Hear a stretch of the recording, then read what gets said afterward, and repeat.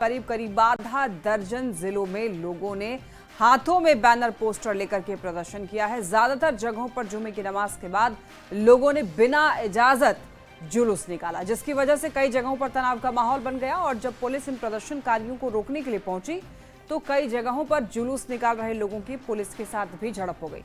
बरेली के अलावा मऊ, चंदौली, कासगंज, बाराबंकी के अलावा मध्य प्रदेश की राजधानी भोपाल और बिहार के अररिया जिले में भी लोगों ने जुलूस निकालकर माहौल को बिगाड़ने की कोशिश की है। ये कुछ तस्वीरें आप देख सकते हैं टीवी स्क्रीन पर, किस तरीके से अलग अलग जगहों से तस्वीरें आपको लगभग एक जैसी दिखेगी। और ये जो विवाद है, विवाद से शुरू हुआ ये मामला बवाल तक पहुंच चुका है। और आई लव मोहम्मद को लेकर के दरअसल एक पोस्टर को लेकर शुरू हुआ विवाद अब इतना बड़ा रूप ले लिया है कि न केवल अब उत्तर प्रदेश में बल्कि इसका असर अब बिहार में भी देखने को मिलने लग गया है।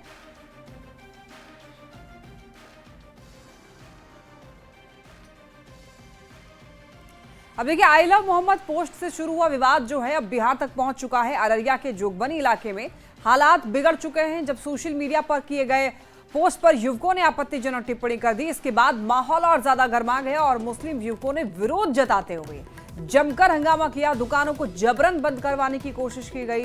कई जगहों पर पत्थरबाजी हुई, पत्थरबाजी की घटनाएं सामने आई, वीडियो सामने आए। और ये जो मामला यही नहीं थमा, दूसरे पक्ष के युवक भी सड़क पर उतर आए और नारेबाजी करने लग गए, जिससे तनाव और ज्यादा बढ़ गया।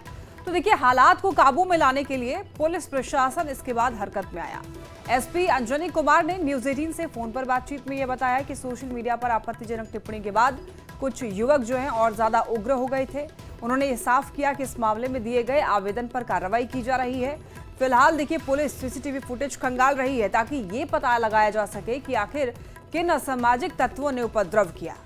हालांकि देखिए, प्रशासन की कोशिश है कि हालात बहुत जल्द से जल्द सामान्य हो और दोनों पक्षों के बीच में कोई टकराव की स्थिति ना हो। तो तस्वीरें आपने देखी किस तरीके से ये जो मामला है उत्तर प्रदेश से शुरू हुआ, इसका असर बिहार में भी देखने को मिल रहा है। बिहार के अररिया में भी ये जो मामला है वो बढ़ता जा रहा है, तूल पकड़ना शुरू हो चुका है और अब तो पुलिस से भी झड़प की तस्वीरें भी सामने आ रही है। आ रहा था, ठीक है, दुकान बंद करवाते आ रहा था, वो लोग आ रहा था। भाई अपना शांतिपुर क्या है नहीं हम लोग को पता नहीं। हम लोग दुकान में बैठे हुए थे यहाँ पे, इधर से बॉर्डर तक किया, वो लोग उधर से आया तो मेरा मार्केट में घुसने का लूटपाट किया। ये देखिए सब और पथराव किया है जिसमें मेरा आँख नहीं छूटा, पूरा तोड़ फोड़ किया है यहाँ पे। क्या नाम हुआ? मेरा नाम मनोज पोदार है, दुकानदार। इसी बीच अररिया में असदुद्दीन ओवैसी ने एक बड़ा बयान दे दिया है। आई लव यू मोहम्मद पर मचे बवाल को लेकर ओवैसी ने यह कहा कि इसमें दिक्कत क्या है, इसमें कोई देश विरोधी या फिर हिंसा भड़काने वाली बात हो गई। पूर्णिया में ओवैसी ने कहा कि मोहब्बत की बात से इनको इतनी तकलीफ क्यों हो रही है। आई लव मोहम्मद पर एक बड़ा बयान दिया है, इसमें देश विरोधी कौन सी बात है, ये सवाल पूछ रहे हैं ओवैसी। और कहा है कि इसमें कहां हिंसा भड़काने वाली बात है। आई लव मोहम्मद पोस्टर से शुरू हुआ ये मामला बढ़ता जा रहा है, बीजेपी मोहब्बत के खिलाफ है। देखिए, यहाँ पर आप मोहब्बत को मानते ही नहीं हो, ये कह रहे हैं ओवैसी बीजेपी के लिए कि बीजेपी जो है वो खिलाफ है मोहब्बत के। आई लव मोहम्मद पर एक बड़ा बयान ओवैसी की तरफ से सामने आया है, जिसमें कि वो कह रहे हैं कि बीजेपी जो है वो मोहब्बत के खिलाफ है और इनका ये कहना है कि मोहब्बत की बात हो रही है तो इनको इतनी ज्यादा तकलीफ क्यों हो रही है। और ये भी इनका कहना है कि इसका मतलब है कि ये लोग जो है वो मोहब्बत के खिलाफ हैं और आप मोहब्बत को मानते ही नहीं हैं। तो आई लव मोहम्मद पर देखिए जो सियासी बवाल है वो बढ़ता ही जा रहा है। इसी बीच ओवैसी ने भी बयान दे दिया है और मामला और ज्यादा गर्म हो चुका है। इसमें कौन सा एंटी नेशनल बात है, इसमें कौन सा वायलेंस का प्रमोशन का बात है। जब लव से लव आ रहा है तो उसमें आपको तकलीफ क्यों हो रही है, इसका मतलब आप लव के खिलाफ हैं, आप मोहब्बत को मानते ही नहीं है। वो मुगल आजम का एक गाना था, जिंदाबाद जिंदाबाद मोहब्बत जिंदाबाद, दोबारा प्ले करना पड़ेगा इन लोगों के लिए। देखिए, एक बात प्लीज समझिए, आर्टिकल 25 संविधान में क्या, फ्रीडम ऑफ रिलीजन। अगर मैं जिसमें मुझे मोहब्बत है। देखिए, गिरिराज सिंह का एक बड़ा बयान सामने आया है। ओवैसी कांग्रेस पर गंभीर आरोप लगाए हैं। इनका कहना है कि गृह युद्ध कराना चाहते हैं ओवैसी ने खुद को मुसलमानों का नेता बताया था। कांग्रेस पर गिरिराज सिंह का निशाना, कहा गजवाए हिंद बनाना चाहते हैं, देश को टुकड़े टुकड़े करना चाहते हैं, 1947 की स्थिति लाना चाहते हैं ये लोग। और एक बार हमारे पूर्वजों से गलती हुई है। अगर ओवैसी को उस वक्त पाकिस्तान भेज देते तो वहां से हिंदुओं को अगर भारत ले आया होता तो आज देश में ओवैसी जैसे जिन्ना पैदा नहीं होते। ओवैसी को केंद्रीय कपड़ा मंत्री गिरिराज सिंह ने जिन्ना बता दिया है। वो मुस्लिम के नेता हैं, मुसलमानों को भड़कावे ओवैसी और कांग्रेस, ये लोग गृह युद्ध कराना चाहते हैं और कुछ नहीं कराना चाहते हैं। ये फिर से गजवाए हिंद बनाना चाहते हैं, देश को टुकड़े टुकड़े करना चाहते हैं, 1947 लाना चाहते हैं। ये होने वाला नहीं है। एक बार हमारे पूर्वजों से गलती हो गई। अगर उस दिन ओवैसी जैसे लोगों को देश से बाहर कर दिया गया होता, पाकिस्तान भेज दिया गया होता मुसलमानों को, और वहाँ से हिंदुओं को लाया गया होता, तो आज देश के अंदर ओवैसी जैसे जिन्ना नहीं पैदा लेते। खबर सासाराम अनुमंडल क्षेत्र से, जहां पर ज्योतिष पीठाधीश्वर अभिमुक्तेश्वर अनंत सरस्वती शंकराचार्य ने देश के कई क्षेत्रों में चल रहे आई लव मोहम्मद ट्रेंड पर बयान दिया है और कहा है कि वास्तविक प्यार दिखावे की वस्तु नहीं होती। कोई किसी से प्यार करता है तो वो उसका ढिंडोरा नहीं पीटता है।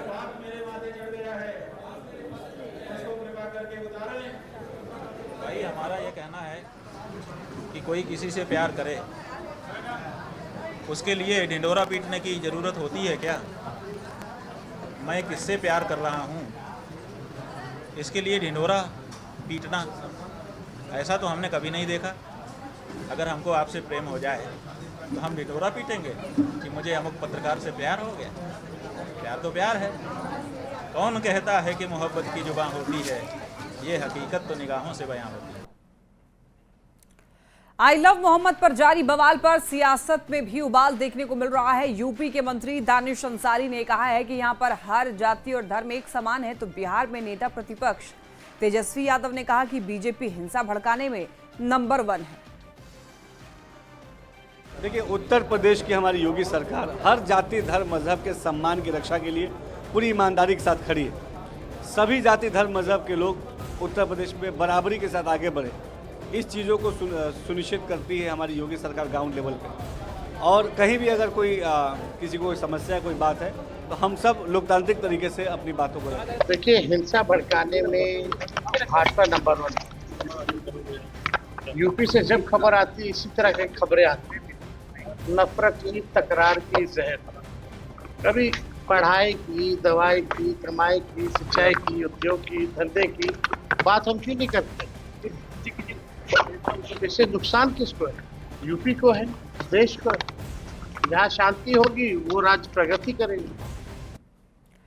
देखिए, सियासी उठापटक की अब बात करते हैं। सीमांचल में सियासी तपिश बढ़ने वाली है। ऐसा इसलिए क्योंकि केंद्रीय गृह मंत्री अमित शाह आज अररिया में बीजेपी की बैठक करने वाले हैं और सीमांचल को साधने के लिए चुनावी रणनीति बनाएंगे। तो सीएम नीतीश कुमार आज सीमांचल के कटिहार में साहित्य रत्न दिवंगत अनूप लाल मंडल की प्रतिमा का अनावरण करेंगे। साथ ही जेडीयू कार्यकर्ताओं से संवाद भी करेंगे। वहीं सीमांचल का समीकरण साधने में जुटे ओवैसी ने भी डेरा डाल रखा है। वहां पर आज अपनी यात्रा के चौथे दिन पर वो हैं। कटिहार में न्याय यात्रा के तहत कई कार्यक्रमों में शामिल होंगे। तो कह सकते हैं कि सीमांचल की सियासी तपिश जो है वो बढ़ने वाली है। अब देखें, यहां पर बीजेपी की तरफ से केंद्रीय गृह मंत्री अमित शाह सीमांचल में पहुंचेंगे। तो वहीं आपको बताते चलें कि इधर कटिहार में सीएम नीतीश कुमार पहुंचने वाले हैं और वहां पर साहित्य रत्न दिवंगत अनूप लाल मंडल की प्रतिमा का अनावरण करने वाले हैं। जेडीयू कार्यकर्ताओं से भी बातचीत करने वाले हैं। दूसरी तरफ सीमांचल में ही सीमांचल का समीकरण साधने में जुटे हुए ओवैसी वहीं पर डेरा जो है वो जमाए हुए हैं और इस समय चौथे दिन पर आज यात्रा करने वाले हैं।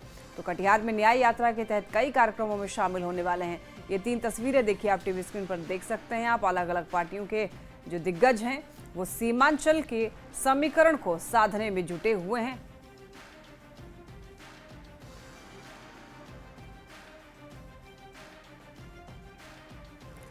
बीजेपी के चाणक्य माने जाने वाले केंद्रीय गृह मंत्री अमित शाह 2 दिनों के बिहार दौरे पर हैं और इस दौरान देखिए शुक्रवार को बीजेपी के कई नेताओं और संगठन के लोगों के साथ बैठक की और महत्वपूर्ण जानकारियां ली। आज अमित शाह सीमांचल से लेकर के कोसी जैसे इलाके की विधानसभा सीटों को लेकर 10 जिला के नेताओं और संगठन से जुड़े हुए लोगों के साथ बैठेंगे और महत्वपूर्ण बैठक ये होगी। और इसी मामले को लेकर ज्यादा जानकारी दे रहे हैं न्यूज 18 संवाददाता आनंद अमृतराज। चुनावी साल में केंद्रीय गृह मंत्री अमित शाह का बिहार दौरा है, जो बेहद महत्वपूर्ण माना जा रहा है। कल उन्होंने बीजेपी दफ्तर में लंबी बैठक की और बीजेपी के नेताओं और कार्यकर्ताओं को न सिर्फ जीत का मंत्र दिया बल्कि 225 सीटों पर जीत हासिल करने के लिए कड़ी मेहनत का भी साफ साफ संदेश दे दिया। जाहिर सी बात है, अमित शाह का बिहार दौरा एनडीए के लिए बेहद महत्वपूर्ण माना जा रहा है, बीजेपी के लिए तो महत्वपूर्ण है ही, लेकिन कल लंबी बैठक के बाद कई सारे जीत के मंत्र देने के बाद आज अमित शाह सीमांचल को साधने की कोशिश करेंगे। और आज जो गृह मंत्री अमित शाह हैं वो कोसी और सीमांचल और आंध्र प्रदेश के लगभग 10 जिलों के भाजपा कोर कमेटी के लोगों के साथ महत्वपूर्ण बैठक करेंगे। और जाहिर सी बात है, इस दौरान लगभग 49 से 50 विधानसभा क्षेत्रों के जो प्रतिनिधि है वो इसमें बैठक में शामिल होंगे। इस बैठक के बारे में भी बताया जा रहा है कि लगभग 2 से ढाई घंटे तक ये बैठक चलेगी और अमित शाह इस बैठक के बाद कार्यकर्ताओं को संबोधित भी करेंगे और ये बताएंगे कि ज़्यादा से ज़्यादा सीटों पर कैसे जीत हासिल करना है। और जाहिर सी बात है, अमित शाह का ये दौरा कई मायनों में बेहद महत्वपूर्ण है। अमित शाह न सिर्फ ज़मीनी हकीकत जानने की कोशिश कर रहे हैं बिहार में बीजेपी और एनडीए के नेता एनडीए के उम्मीदवारों को लेकर, बल्कि ज़मीनी स्थिति क्या है और बिहार सरकार जो विकास कार्य कर रही है, केंद्र सरकार जो विकास कार्य कर रही है, उसका कितना असर जमीन पर है। तो जाहिर सी बात है, तमाम जानकारियों के बाद ये बैठक बेहद महत्वपूर्ण माना जा रहा है। तो आज के इस बैठक में क्या कुछ निकलता है ये देखना बेहद दिलचस्प होगा। कैमरामैन सुबोध के साथ आनंद अमृतराज, न्यूज 18 नेटवर्क, पटना। अमित शाह के दौरे को लेकर एनडीए में सरगर्मी तेज है। शुक्रवार को अमित शाह ने मैराथन बैठक की, एनडीए नेताओं और कार्यकर्ताओं को जीत का भी मंत्र दिया। तो वहीं आज भी अमित शाह सीमांचल से लेकर के अंग क्षेत्र के 10 जिलों के नेताओं से लेकर कार्यकर्ताओं तक बैठक करेंगे। संगठन के लोगों के साथ महत्वपूर्ण बैठक होगी, जिसकी जानकारी बीजेपी प्रदेश अध्यक्ष दिलीप जायसवाल ने दी है। उन्होंने कहा कि बिहार सरकार, एनडीए सरकार जो काम कर रही है जनता के लिए और जिस तरह से महिलाओं के सशक्तिकरण के लिए, युवाओं के रोजगार के लिए, तो जनता और मतदाता के अंदर सरकार के प्रति बहुत ही अच्छा माहौल है। और इस माहौल को जो जनता चाहती है, मतदाता चाहती है कि फिर से एनडीए सरकार बिहार में भारी बहुमत से बने, कार्यकर्ता उसके लिए जो है कमर कस करके चुनाव के लिए तैयार हो जाए। आज फिर हम लोग कल 10 संगठन जिला का बैठक बेतिया में हुआ। आज तिरहुत और मिथिला ये 2 क्षेत्र का बैठक, करीब 10 जिला का बैठक जो है सराय रंजन समस्तीपुर में है। और वहाँ भी हमारे प्रमुख कार्यकर्ता, विधायक, सांसद, विधान पार्षद सभी लोग आएंगे और वहाँ पर भी जो है इस क्षेत्र के बारे में क्षेत्रवार वो चर्चा कर रहे हैं। और इसके बाद यहाँ से वो अररिया के फारबिसगंज जोगबनी में जाएंगे और वहाँ पर जो है भागलपुर, पूर्णिया और कोसी 3 प्रमंडल के प्रमुख कार्यकर्ता और वहाँ पर तो बूथ तक के कार्यकर्ताओं से वो संवाद कर रहे हैं। और इस तरह करके जो है पूरे कार्यकर्ताओं के अंदर उन्होंने जोश भरने का काम किया है। आने वाले समय में बिहार में भारी बहुमत से एनडीए की सरकार बने। खबर गोपालगंज से, जहां बीते 24 घंटे में देखिए उचका गांव थाना क्षेत्र के अलग अलग इलाके में 2 लोगों को गोली मार दी गई है। पहली वारदात की खबर जो है वो बलेसरा गांव से मिली, जहां पर सत्यम कुमार सिंह को गोली मारी गई। जबकि दूसरी जो घटना है वो वीरवट बाजार की है, जहां पर सोई अवस्था में बसीर मियां को गोली मारी गई। दोनों घायलों को बेहतर इलाज के लिए मेडिकल कॉलेज रेफर किया गया। घटना की वजह पुरानी रंजिश बताई जा रही है। चुनाव से पहले गोपालगंज में अपराधी बेखौफ और बेलगाम हो गए हैं। बीते 24 घंटे में गोपालगंज के उचका गांव थाना क्षेत्र के अलग अलग इलाकों में बेखौफ और बेलगाम अपराधियों ने 2 लोगों को गोली मारकर जख्मी कर दिया है। पहली वारदात उचका गांव थाना क्षेत्र के बलेसरा गांव में हुई, जहां पर बंकी खाल गांव के रहने वाले छात्र सत्यम कुमार सिंह को अपराधियों ने गोली मार दी। और दूसरी वारदात उचका गांव थाना क्षेत्र के वीरवट बाजार में हुई, जहां पर बेखौफ और बेलगाम अपराधियों ने बसीर अहमद नाम को गोली मारकर जख्मी कर दिया, जिसे इलाज के लिए सदर अस्पताल के इमरजेंसी वार्ड में लाया गया। बसीर मियां ठीक था, स्टेबल था। कहाँ पर गोली लगी? पीठ में ऊपर की तरफ। रेफर कर दिया। हाँ, उसका गांव से नहीं आया था? उसका गांव से रेफ़र किया गया था, चूँकि उसको MRI लिखा गया था, तो इसलिए उसको मेडिकल कॉलेज रेफ़र किया गया है, क्योंकि यहाँ मेरे यहाँ MRI का सुविधा नहीं है। सवाल अब ये है कि एक ही इलाके में लगातार आपराधिक वारदात क्यों हो रही है। हालांकि गोपालगंज के एसपी अवधेश दीक्षित ने कहा है कि पुलिस जल्द ही दोनों गोलीकांड के मामले का खुलासा करेगी और इस घटना में संलिप्त अपराधियों को गिरफ्तार कर जेल की सलाखों में डालेगी। गोविंद कुमार, न्यूज़ 18, गोपालगंज।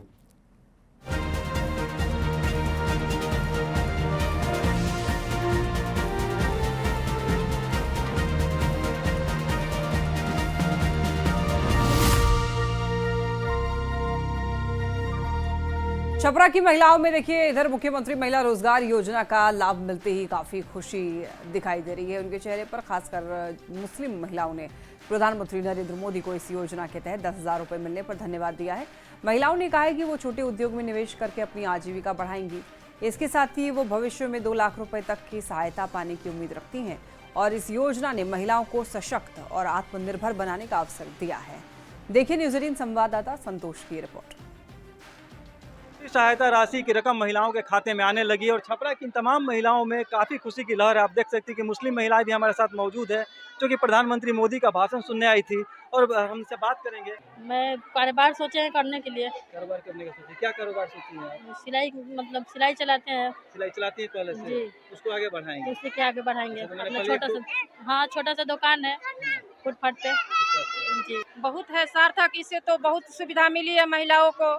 आगे बढ़ेगा 10,000 से जो हम लोग छोटा सा बिजनेस करेंगे उससे और आगे बढ़ाएंगे, परिवार की आर्थिक स्थिति सुधरेगी। सभी महिलाओं में खुशी है। छपरा की जितनी भी महिलाएं हैं, मुख्यमंत्री नीतीश कुमार और नरेंद्र मोदी प्रधानमंत्री से बहुत खुश हैं। और मोदी जी पैसा देंगे तो मशीन खरीद के अपना रोजगार आगे करना चाहती हूँ। जी, अभी आप सोच रहे हैं कि सिलाई मशीन खरीद जी, मोदी जी हम लोग के लिए बहुत कुछ किए हैं। नीतीश कुमार 10,000 तो बहुत छोटी रकम है, लेकिन शुरुआत होगी तो फिर आगे हम लोग आगे भी पैसा मिलेगा तो हम रोजगार अपना और आगे करेंगे। सिलाई करते हैं, सिलाई ऊपर आदमी लोग करेंगे। 10,000 से क्या सोचिए, 10,000 मिलेगा तो क्या करेंगे? पहले मशीन किनेंगे, उसके बाद सिलाई मशीन किनना है। हाँ, उसमें सिलाई करना है, फिर दूसरे करवाना है।